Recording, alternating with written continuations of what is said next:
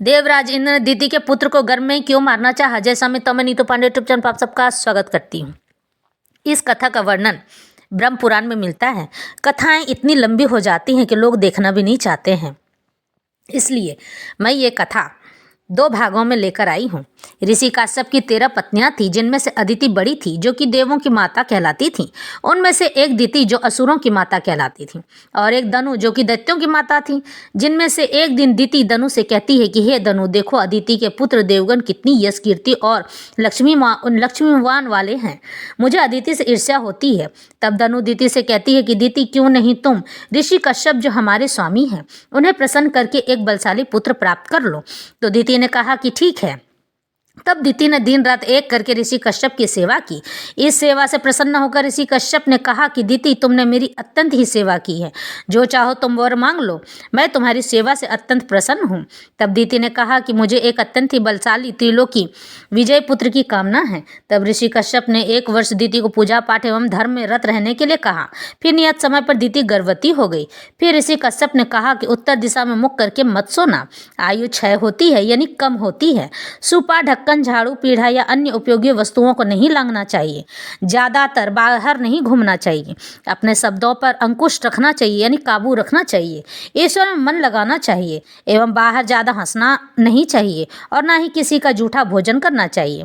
इन सब नियमों का पालन गर्भवती स्त्री को अवश्य करना चाहिए, ताकि उसकी आने वाली संतान भाग्यशाली, उच्च कोटि की और दैवी गुणों वाली जन्म ले।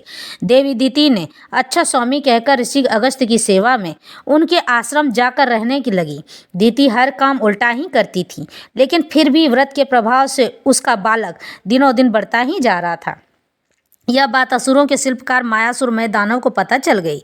उसने यह बात इंद्रदेव को जाकर बता दी।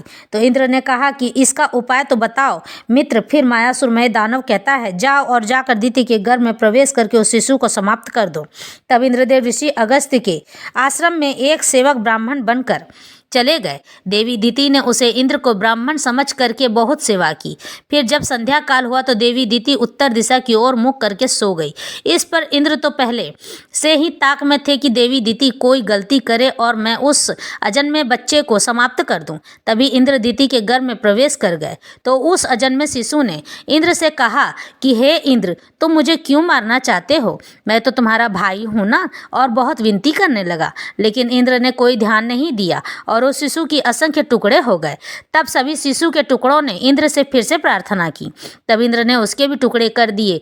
टुकड़े हुए शिशु ने अगस्त्य ऋषि को पुकारा। रोकर तो इंद्र ने कहा, मारुत मत रो। तब उस दिति के पुत्र का नाम मारुत पड़ गया, यानी कि मत रो वाला।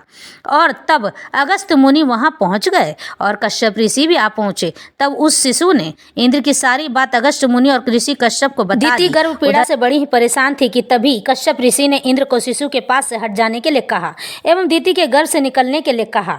तब इंद्र लज्जा से सर झुकाए हुए दिति के गर्भ से बाहर निकले।